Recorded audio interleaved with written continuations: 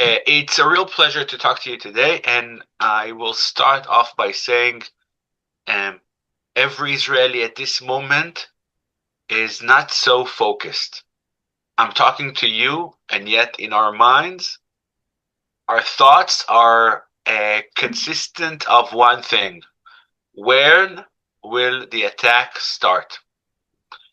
Important to note that from the beginning, because after Prime Minister Modi from India left, for us in Israel, we believe this is go time.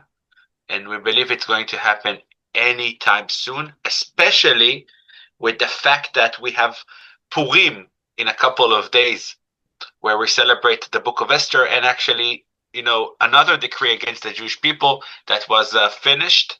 And also on this Shabbat, which starts in a couple of minutes here, we read the parasha of Zachor. We remember about the command to remember what Amalek did to the people and how we need to treat them back in biblical times. And I'm starting with this biblical connection to explain the first and most important thing to understand when you're talking about our communities in Judea and Samaria. And as Victoria said, bulletproof buses is something that we are used to. Bulletproof, stoneproof, we have guards around us, we have cameras around us, we have the army around us. To tell you that living in Judea and Samaria is a very challenging and different kind of task. The vast majority of the people in the world will tell us that we are crazy to living in a place that risks our children and risk ourselves as well. And whenever there is a terror attack in Israel, most of the time it happens in that region. We call it Judea and Samaria. The news call it the West Bank or the occupied territories. And I started with a biblical perspective to tell you exactly to this point. We believe, as God-fearing, Bible-believing Jewish people, that us returning to the land is a biblical prophecy. The truth is that if we would work only with logic, with common sense, we wouldn't live in this region. It's not somewhere any person in the world wishes to live in. It's a place that is really challenging. The only reason we are here is because we believe that God, starting in Genesis 12, promised to Abraham the land in the Oak of Moreh, which is 20 minutes from here in the city of Shechem. And the tomb of the patriarchs is here, and the tabernacle in Shiloh is here, and we live in really the roots of the biblical heartland of Israel, where 70 to 80% of the Bible happened. So while we live in a challenging atmosphere, we do not feel this way, or we don't count this as challenging, because we are doing God's work. We're doing God's mission in the land. And we believe that after 2,000 years of exile, God brought us back to the land and gave us an opportunity to seize the moment and to come and live where my fathers and grandfathers lived, and all our Bible, all the roots of our Bible are there in the land. So we live there because of the prophecy. Yes, and it's true that the enemy and our neighbors, some of our neighbors, they want us out of there, and they make our life difficult and challenging. And they're turning on cards, and they're stabbings, and they're shooting, and there's terror attacks all over the place at all time. So what we do here in CFOIC is basically connect that to our Christian friends. So CFOIC, Christian Friends of Israeli Communities, is based on that factor. There are millions of Christians around the world who believe the Bible, who are God-fearing people, and believe what says in the book is truth, is an everlasting covenant between the people, the Bible, God. And if that's the case, we have a lot of people who wants to connect, support, and help the endeavor of living in that region. And that's what we do. In the last 30 years, we've been connecting between Christians around the world and our communities. And basically, in one word, to say, we support with you, we stand with you, we care for you, and we understand what you're doing there, is living a prophecy and living God's miracle in the land. And that's what we do. We represent more than 80 communities, representing 350,000 Jewish people living in the region, and developing the land, growing the land, bringing kids to the land, growing vineyards in the land, and living the prophecies.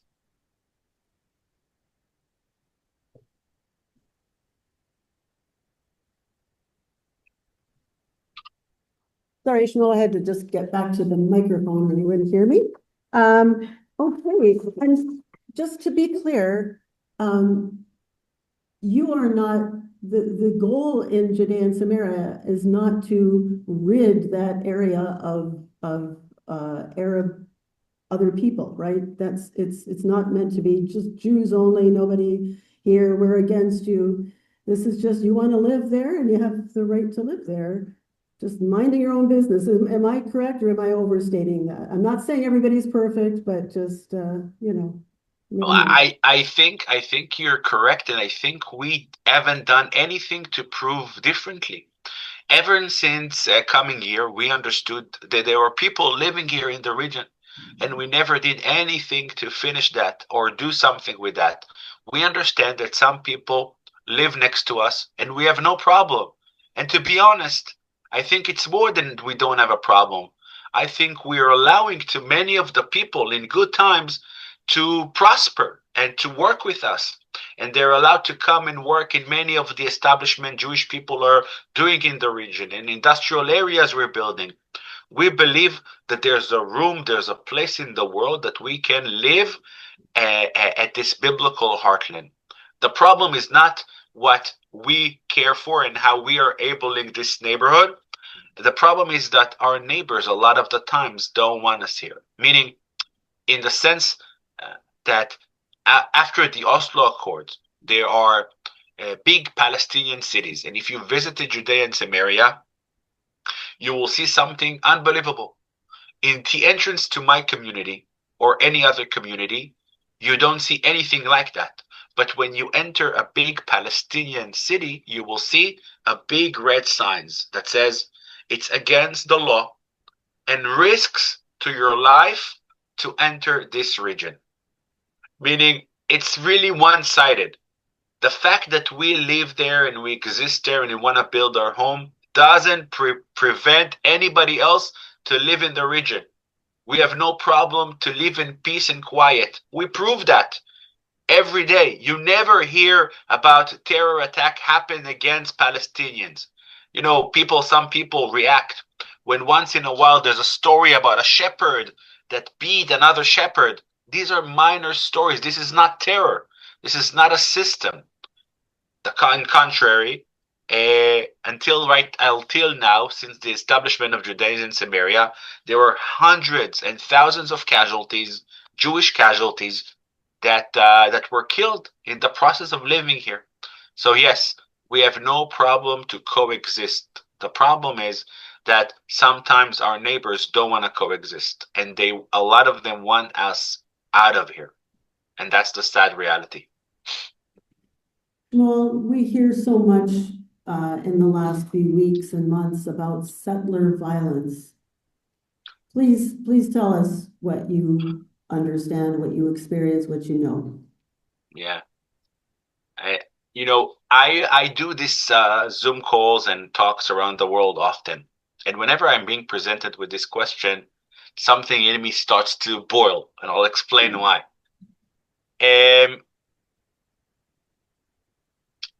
There are bad weeds everywhere, and there are a percentage of people that are corrupted and bad and negative in every society.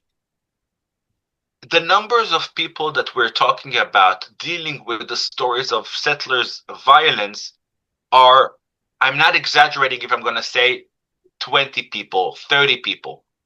Inside 500,000 of people who live here. You know what?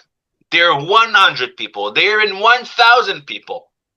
still we're talking about slim to nothing. That's number one. Number two, every person in this community condemns them. We don't believe that what they're doing is right. We need to say that over and over again. And more than that, the fact that you hear about violence, you don't hear about the full story. A lot of the times, this story about local shepherds trying to fight over a piece of land. Does he use it? Did he use it?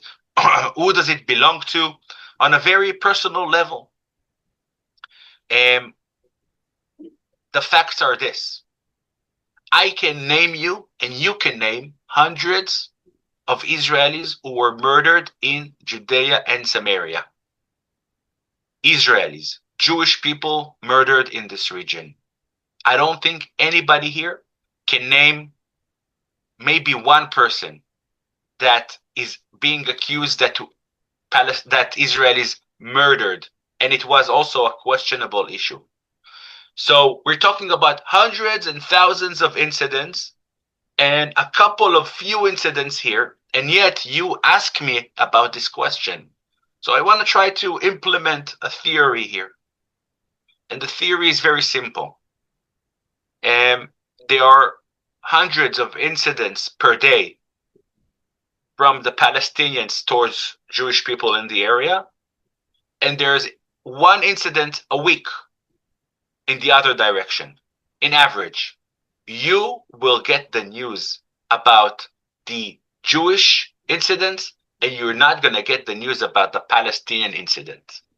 I think it's a media fake news type of issue. They want to implement the idea in your mind that we are violent people, that we are doing something bad, and that we came to a place and we occupied it. This is not the case, Victoria. The case is if you come and you come and visit Judea and Samaria, you will see peaceful people trying to live their life. We try to protect ourselves, yes. We try to live our life in a secured area, yes. We are never going to be actively doing something to harm our neighbors. Here and there, youth, small numbers, incidents that are never going all the way to killing people, God forbid. It's not a real story.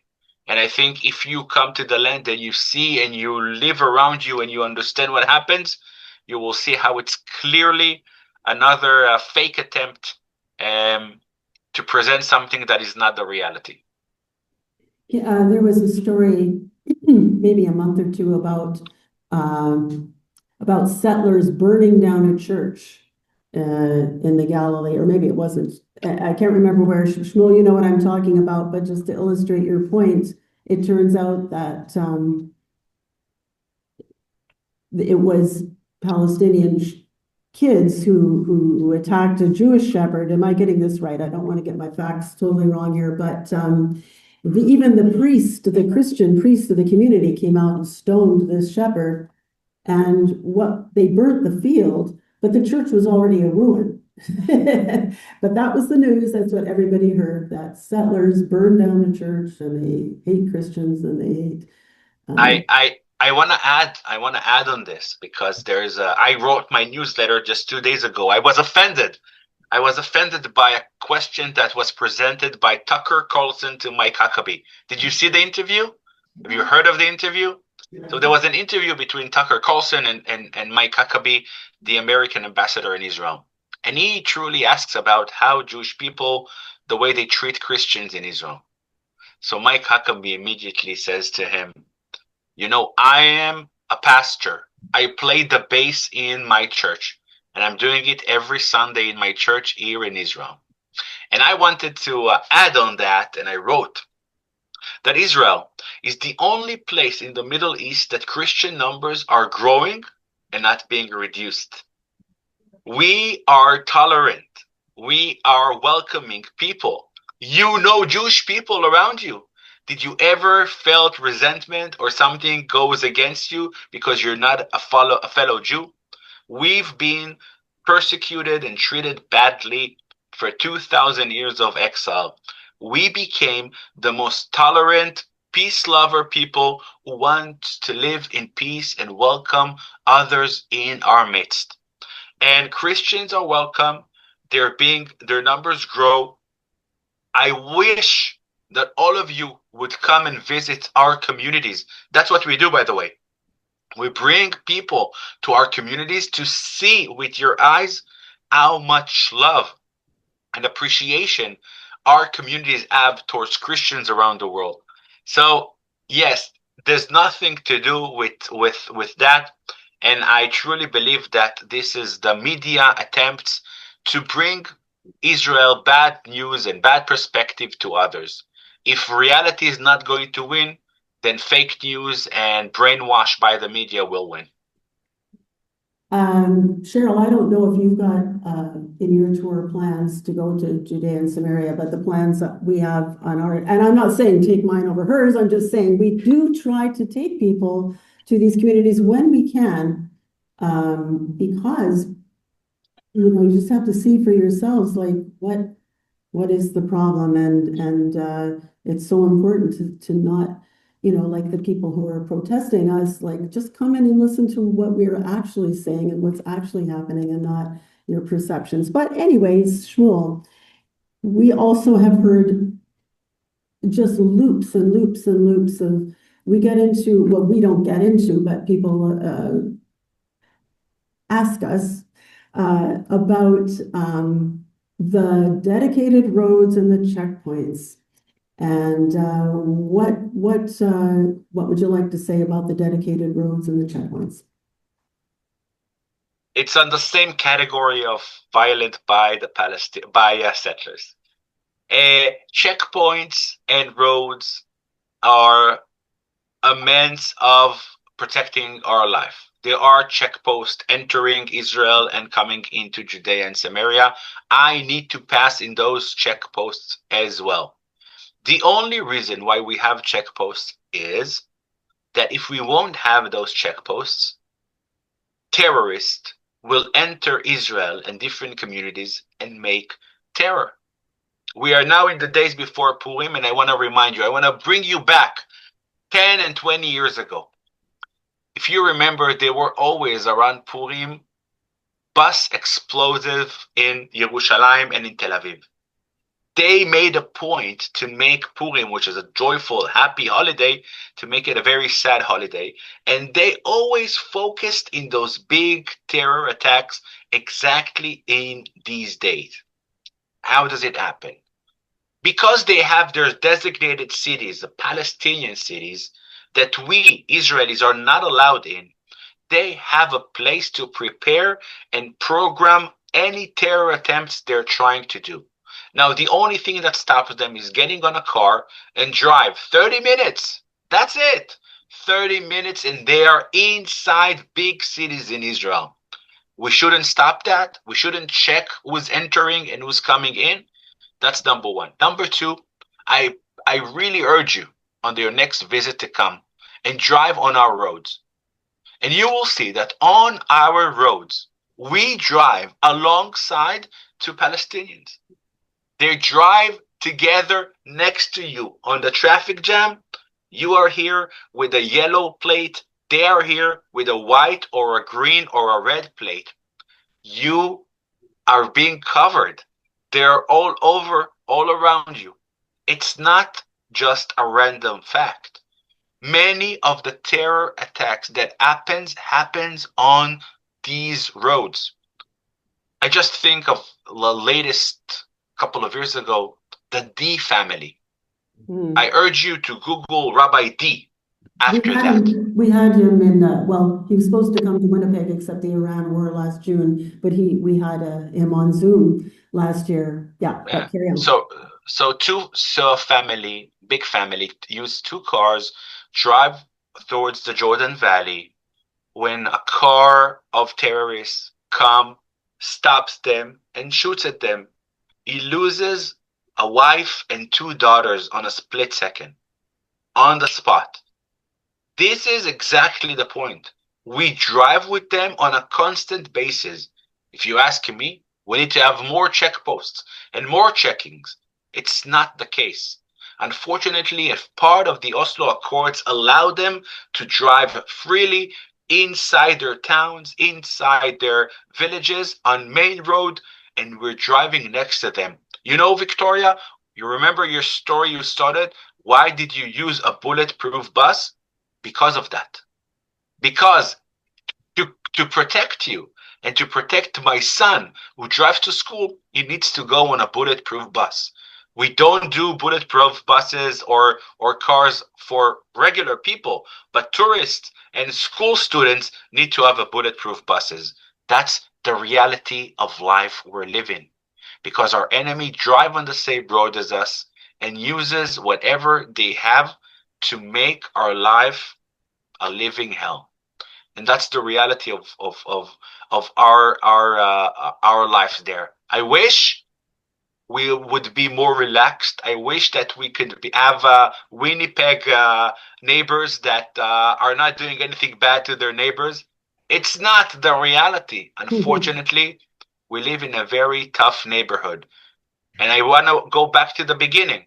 We are only there because we are fulfilling a biblical prophecy.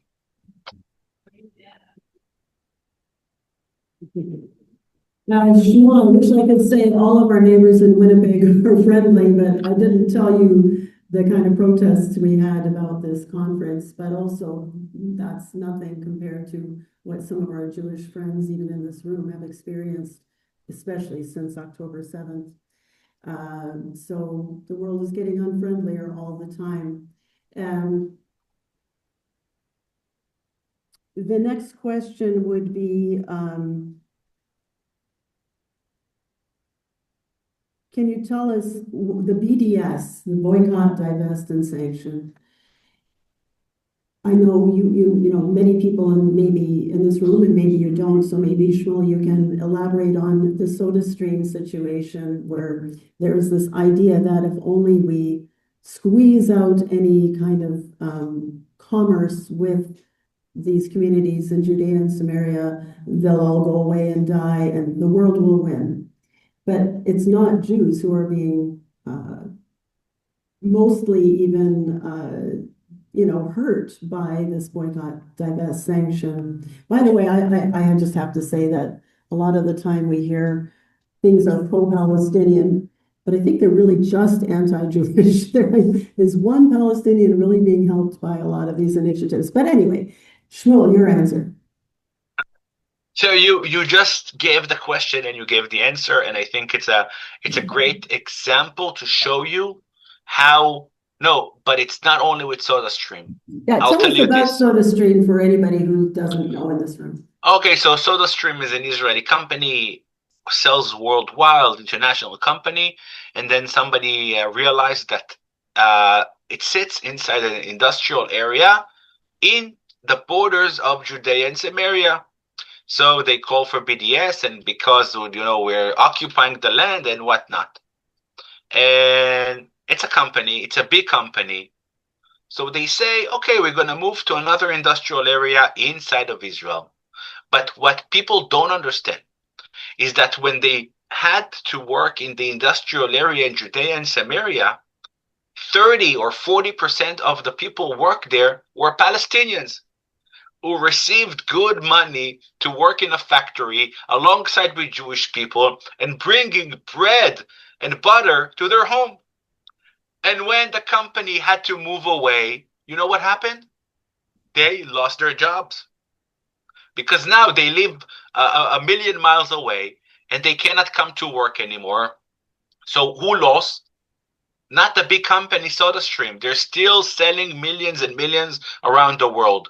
The Palestinians who coexisted next to Israelis.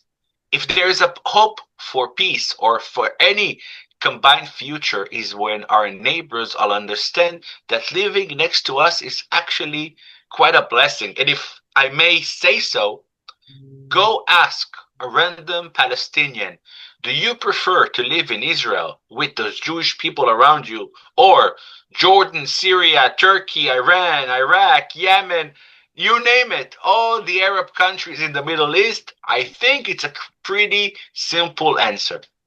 So to tell you that, but I want to expand the idea of BDS to say this. Sanctions, are always an important tool when you want to go against a company and you want to change something in the marketplace. I think where they cut it wrong is the BDS movement doesn't understand one thing. I started by saying that we live in the land because of a prophecy, but I'll tell you more than that. The reason why we have friends like you listening to me is because you believe that the war against Israel is not a war against the state or the people. It is a war against God. And this is a war against the Bible. And when people come and point out, do not buy wine from Samaria because they're occupying the land, you know what happens? Wine sales around the world goes up. Because when you see a wine in your supermarket that says Samaria, you say, I want to buy 2 of those. That's what I want. You want to support them. I'm talking about Jewish people around the world, I'm talking about evangelical Christians around the world, and I'm talking about people who have sense of integrity. We came back to our blessed land with all the obstacle to bring something back to the world. And these are the Jewish people returning home. If anything, the whole world needs to praise us and support us. You want to go against us? Not to worry. There are still millions and millions around the world who stand and salute for Israel and want to have more of that. Now I'm going to do a commercial. And this commercial is not something I work with. I'm actually going to tell my friend. I just visited the conference in Nashville, Tennessee, and I met this guy. I actually know him for a couple of years, Daniel. Daniel and Alana, 2 Christians from Texas who are into wine. They like wine, but also they like the Bible. So they opened a company, Good Israeli Wine. And they travel around Israel to find the best and finest wine in the region.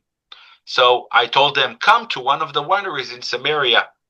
They love it. They begin to purchase from it, and now they sell it all over the US. Now, after a couple of years, the vast majority of the good wines they're selling are from Judea and Samaria. So even if you don't want to talk about the biblical perspective, you have the quality and the blessing of the land. So to tell you that BDS doesn't worry us, there's one extra thing to say. And this is, if you probably heard of the lady, Francesca Albanese. Francesca Albanese is a special UN investigator. So she has a report about the way about Judea and Samaria, and yours truly, Shmuel, and his organization CFOIC is in the list of people, organizations, and groups that work in Judea and Samaria and conduct genocidal acts against Palestinians. Yeah, I want to repeat it. Yours truly, that works in charity and helping communities in Judea and Samaria, I'm being blamed for genocidal acts against Palestinians. This time we didn't allow it to fly, and we are in the middle of a lawsuit against her to condemn what she said, to apologize of what she said. There are limits to the lies we should accept. and I hope that she will pay the price for that and understand that just because we're Jews and Israelis, we cannot tolerate anything and everything against us. There should be a line and a limit to the lies that the world is going to hear about us. Enough. No. Yes, and that's why we encourage you to come and support. And 2 things. Some of you in this room may know about Lev Ha'olam. And that is a group, I don't know, Shmuel, if you're familiar with Lev Ha'olam. Of course. Products from Judea and Samaria. You can get a box of a variety of amazing, beautiful things every month. I do it every quarter. And it's just one way of saying we want to support the artisans. But occasionally I've gotten wine, and I really want to actually switch jobs and do the one that your friends are doing in Texas. Oops. Anyway. But they innocently put wine and sent it to Canada, and I had to go to customs. I was grilled just because there was wine from Judea and Samaria in the box that they sent me. So it's a challenge, and you just have to shake your head and go, "What on earth is this?" And just to your point too, Shmuel, about it is a risk. David McCrutman last night said, or yesterday afternoon said, it's a risk for him to come here even. He's safer in Israel with the bombs and everything in Iran, but it's a risk to stand for something that you just know is just right, and whatever people are saying. And honest reporting, we didn't really bring that up, but honest reporting is one venue that I send people to. There's an honestreporting.ca, which covers Canadian press of all kinds. And then there's honestreporting.com, which is sort of just international. And every day I get an email with a framed story about Israel, or just endless bashing of this country. But what they do is not just say it's terrible. They just say they'll write letters, and you can sign your name and actually take an action and say, here's the context, and this actually didn't happen, and you're not having any other voices. And it's just one small way that you can say, I'm standing up for fake news when it happens, and it sadly happens just all too often. I just want to mention two things, give you a little tiny break there, Shmuel.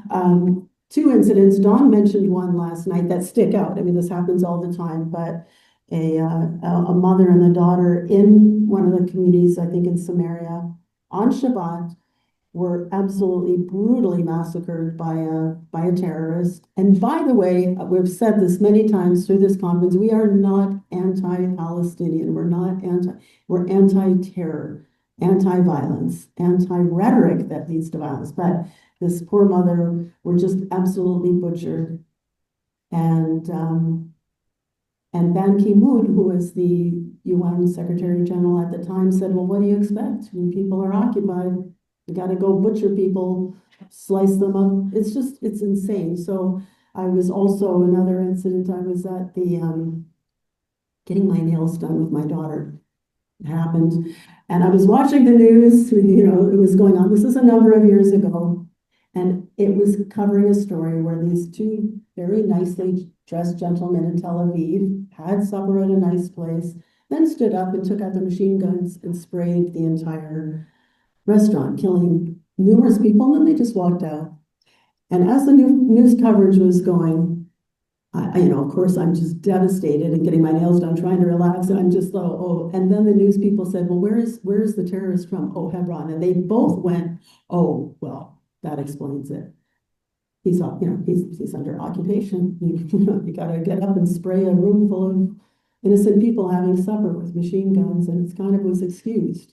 The occupation, whatever that spurious word, what on earth falls to, as we tried to show last night. Shmuel, lastly, and this one really hurts me a lot, in our Christian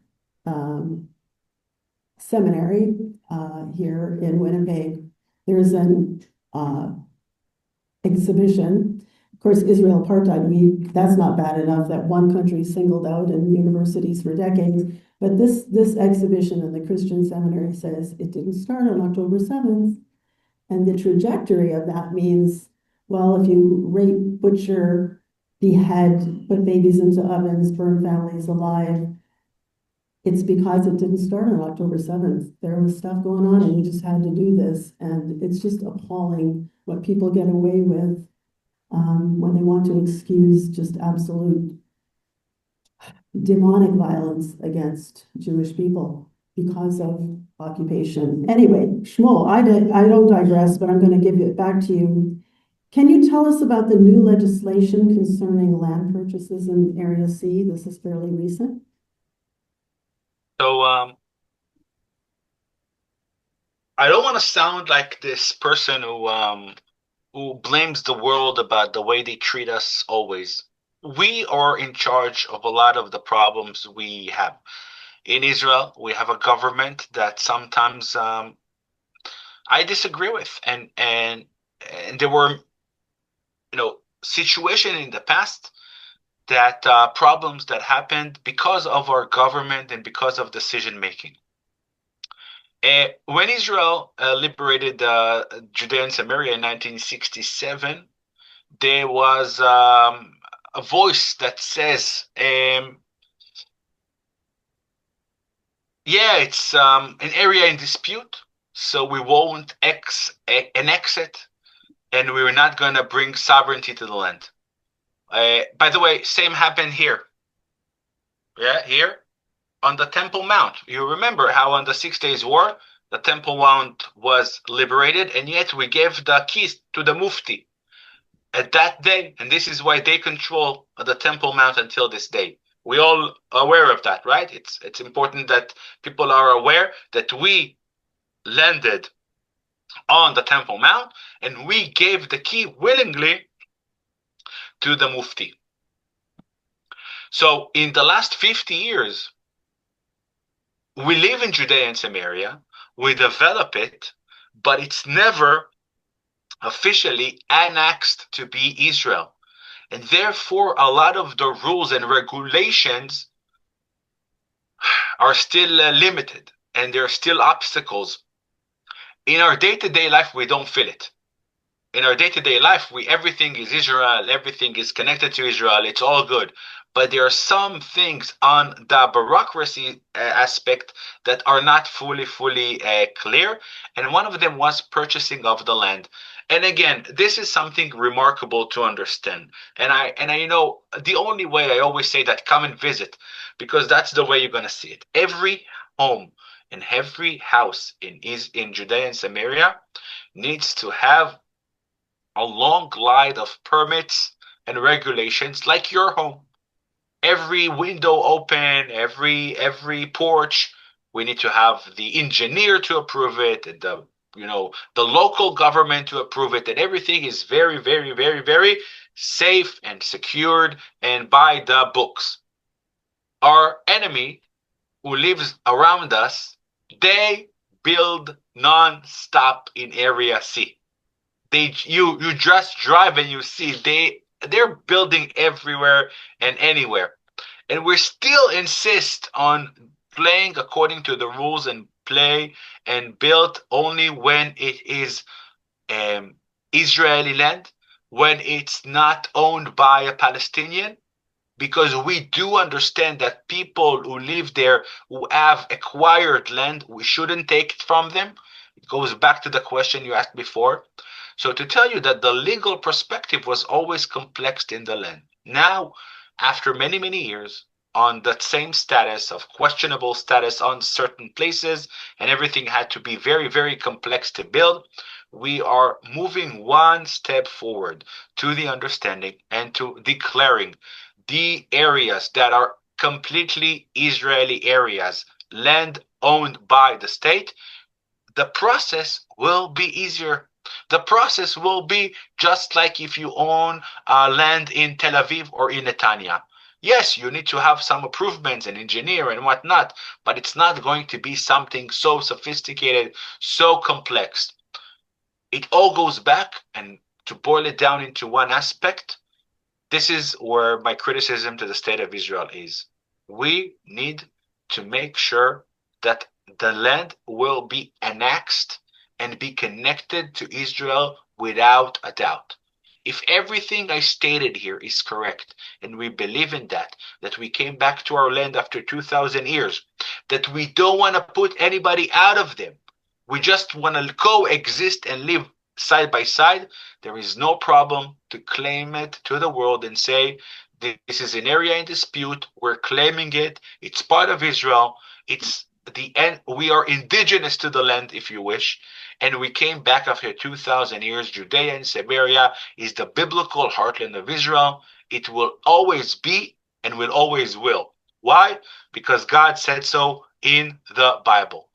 And to state that and to make everything clear, not only for Israelis, but as a statement to the world.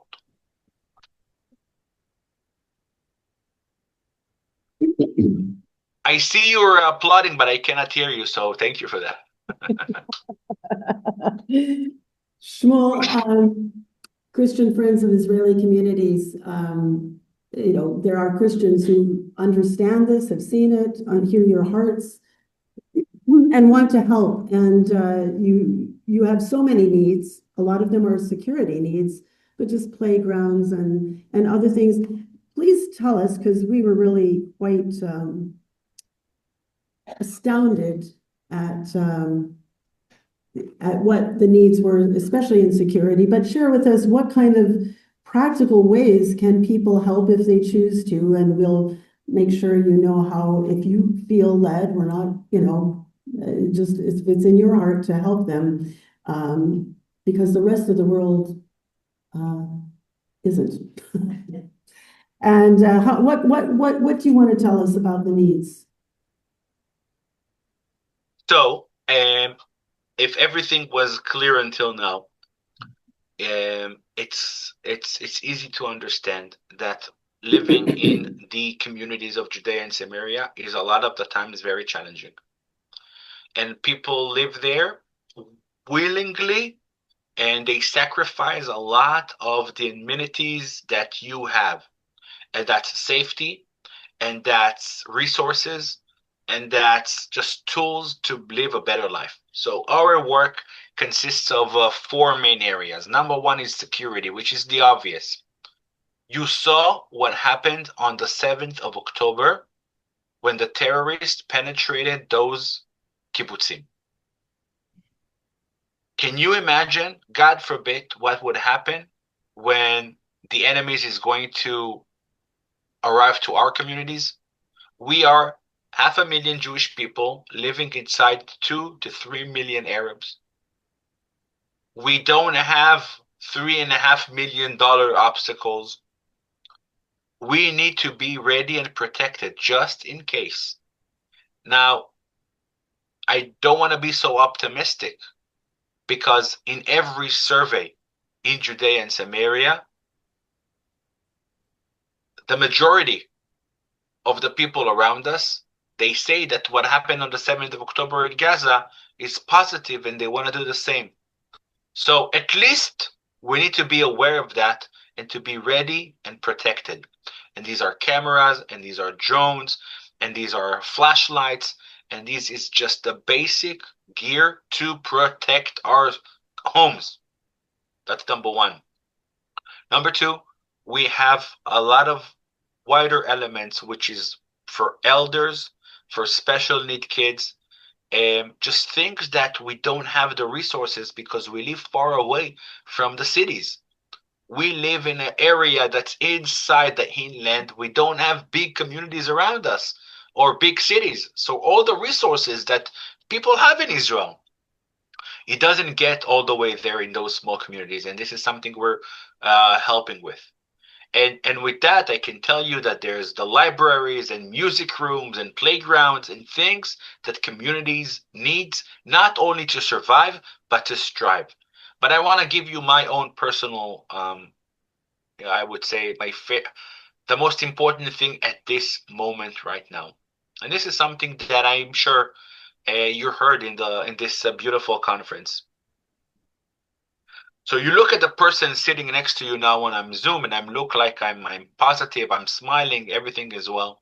But you need to understand that for many, many Israelis, the last 2.5 years was a big post-traumatic incident. And people are broken. And people lost their loved ones, friends. People served in the army for 300, 400, and 500 days. Until this day, we have soldiers in Syria, in Lebanon, in Gaza. Half of our communities are empty out of men. It's going round and round in circles, serving in reservist. And we have a lot of people here with a couple of really difficult elements. Number one, we have wives and families that are struggling. We need to hug them, support them, and be with them. And we have men that need to have treatment. And we need to work on their resilience, because really what we've been going through is nothing less than a trauma, a big trauma for the nation. And our people, the people of Judea and Samaria, are the number one community that serves in reserve. The other day, I swear to God, 3 days ago, I got a phone call from a community called Sde Boaz. Listen to this. She says to me, we have 55 families in this community. 53 are serving in reserve right now. And we have all of the husbands away. I had to ask, what happened with the 2 extra? She said, they're not reservists. They are still in the army. So not to worry, it's the whole 55. And this community who needs to deal with the situation, the husbands are away, the fathers are away. Can you imagine what the women are going through with 3, 4, 5 kids? It's not easy. It's not easy. And what I'm trying to say to our Christian friend is, you look from the exterior and things look normal and better, and people come and visit Israel, and it's much better than what it was. All the hostages are back. Things are getting back into normal. But there's something rooted, and there's a lot of people who are broken from inside, lost a lot, the tension, the pressure, broken families, and a lot of things to help in that aspect. How do you help? We are CFOIC.com. You go online, very easy, very simple. You can read about the stories. You can read about the objectives. I recommend, signing to our newsletter to receive information and stories from the land. You really want to understand what do normal people are having and going through in the land. I really recommend that try to join us. So we have a Telegram account, social media, Instagram, and everything else. CFOIC, and you can find everything down there. And I hope you come and visit and you see that what I just said it's not a story. It's real life of real people. Yes, and it's just not that easy, is it? Because the last few tours, because it's considered a red zone from, on an insurance standpoint, taking tours of people when their insurance is null and void in Judea and Samaria is very challenging. And a lot of the bus drivers and tour companies don't want to go. We have to make it happen though, as we can in a safe and, reasonable way in terms of even just, should anything happen, your insurance is gone. It's just tricky, but this is their lives. This is what they're up against, is those very real threats too, the danger, but also the world perception of them as the most evil group of people on the earth. We actually went to a Valentine's party literally just 2 weeks ago. And at a Valentine's party, it's our friend's party. It's called their red and white party. And we're schmoozing with people. And Dawn has a conversation with a woman about what we do. And she just started in on the settlements. We're talking about Israel. I hate what they do in the settlements. I hate everything the settlements represent. And it's like, and I've had this too, even family in-laws, everything but the settlements. And you actually will say, well, could you tell me what it is about the settlements that is a problem? And they'll just say, well, it's just wrong. It's just bad. And that they don't know, right? They don't have an answer. It's just what they've heard. And I'm not saying that to put, we're all ignorant until we're not, but just anyway, it's hard to hear because we know, well, please articulate what exactly your problem is with the settlements. And you shouldn't have one if you actually explore it. By the way, Shmuel puts out a weekly parasha, Torah portion by video. You can get it on email if you want to sign up for their emails. And I really enjoy hearing his insights. And Sandra, the former director, has biblical teaching online every week. Sadly, my schedule's been too full, so I've had to kind of skip over it, but rich teaching from both. I'm going to ask if anybody has a question. And Trevor or John, if people use that mic, will they hear? They has to be here. I don't think they can use that mic to hear into. Well, Yes. Oh, okay, great. I have two questions before I turn it over. Is that okay? Sure. Just to go back to the priorities of CFOIC, you mentioned PTSD. Can you give us some examples of your programs to deal with the trauma that's going on?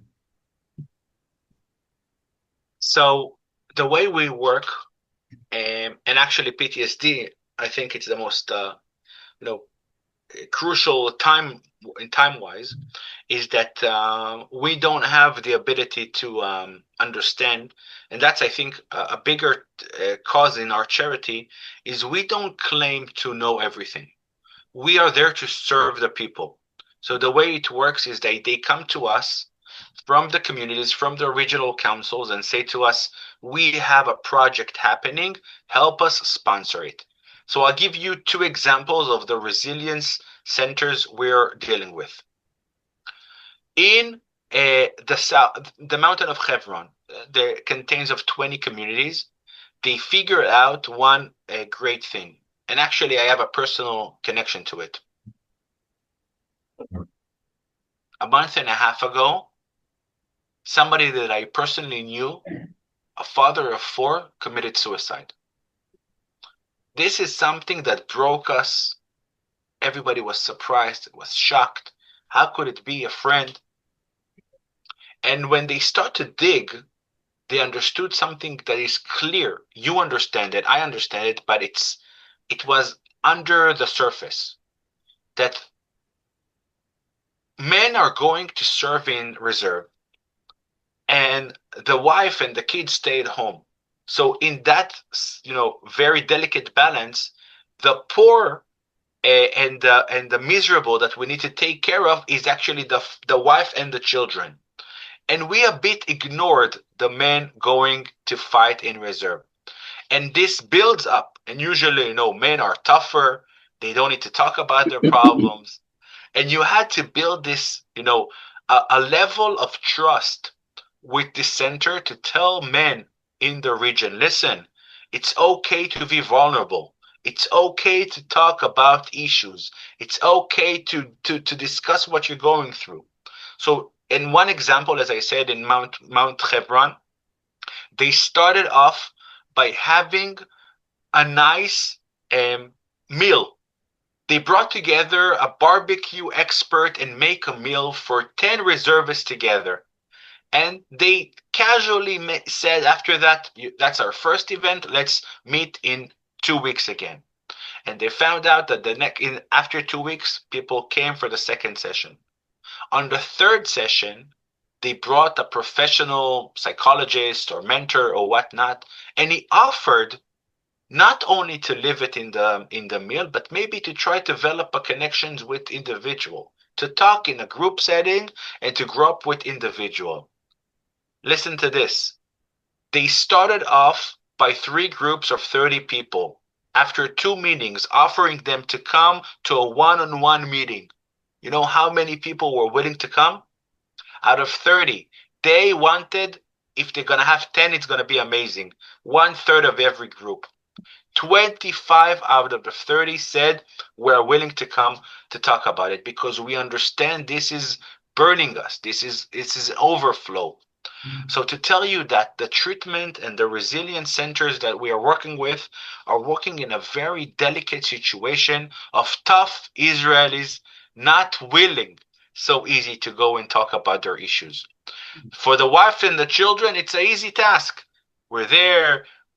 There's activities, there's days of fun, there's to talk about it. These are the easy tasks. The big task is how do we bring men in? So On our website, you can read specifically about 3 centers that were open, and there's many more waiting to come. We need to bring the people, we need to offer them the treatment, and we need to actually convince them that it's okay to see I am weak, I am vulnerable, I can speak about my issues. It's very challenging. That is very helpful. We've just got 3 minutes left, so just about time for questions. I'll hold my second one. Okay, I was just going to say one thing, and this isn't necessarily specifically in Judea Samaria, that Bridges for Peace has done since October 7th, especially in the first few months, is have family fun days for the families that were affected, just to give some sense of joy and normalcy and deal with the inner hurt, not just all the external. So we have maybe time for 1 or 2 quick questions. Does anybody have a question for Shmuel?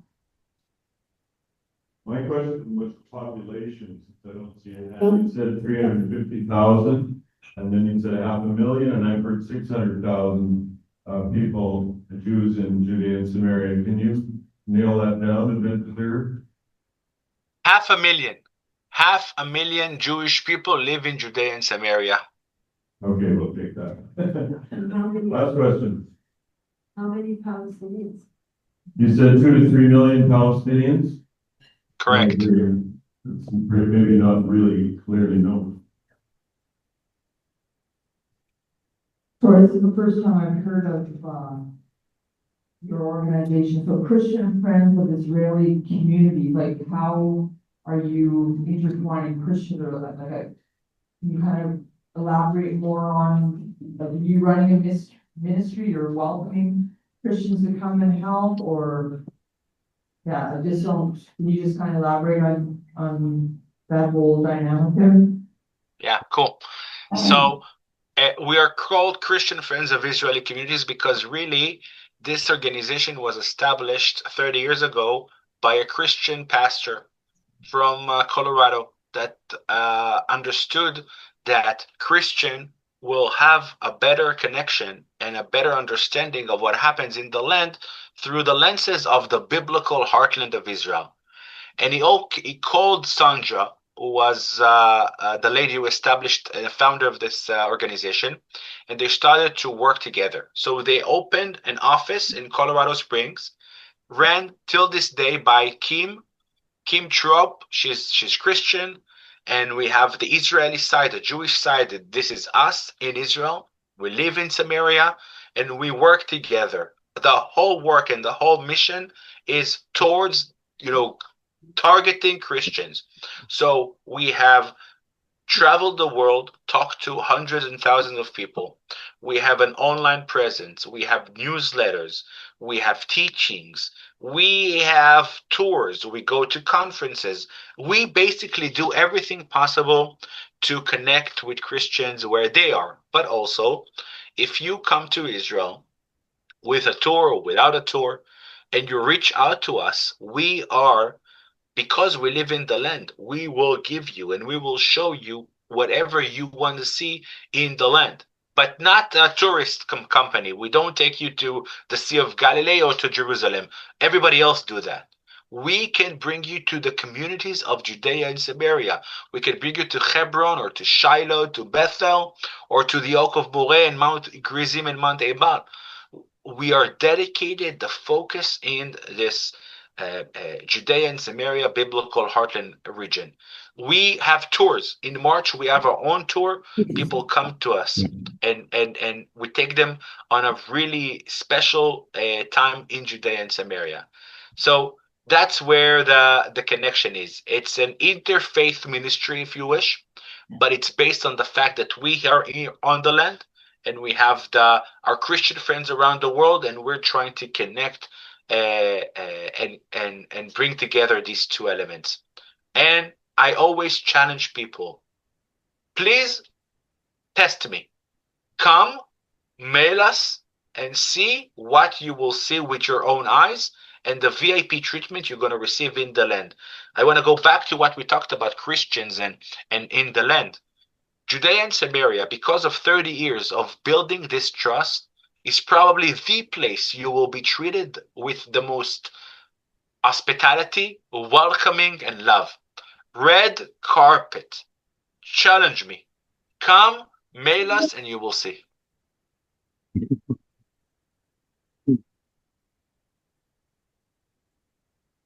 Shmuel is being very shy about fundraising, but a big part of CFOIC is Christian money flowing into these communities for security systems, for libraries, for programs, all kinds of things. There's always something that Christians can support. Just don't stop supporting Bridges for Peace. This has been fantastic. Shmuel, you are an awesome communicator. Victoria, you are an awesome interviewer. And I thank you so much for bringing Shmuel to us today. That is very, very helpful. He started off by talking about Iran, and so we're going to just close off by praying for Israel in the face of a possible attack that Israel may initiate on Iran, which will mean a retaliation. Is that correct, Shmuel? I'm not sure. But before you do the prayer, can I just finish with one verse of teaching? I think very relevant. Real quick. In 2 days, we're going to read the book of Esther. And there's a verse there. This is the most important verse I want all of us to remember. When Esther is afraid to go to the king and talk to him, Mordechai gives her the strongest message. On the contrary, if you keep silent in this crisis, relief and deliverance will come to the Jews from another quarter, while you and your father's house will be perished.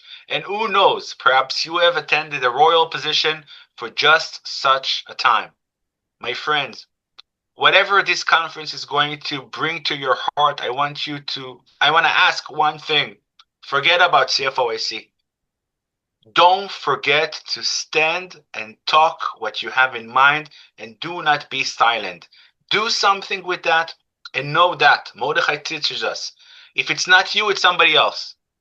But you have a strong position in the world today, and you are in a very delicate situation right now, and you need to stand for your Jewish friends in Canada, for the people of Israel, and for the people of Judea and Samaria. If it's going to be with us in CFOIC or with any other thing, it's important, it's crucial, and that's what we are deemed to do. Thank you again for having me, and I wish to come and meet you in person also and the next time. Toda.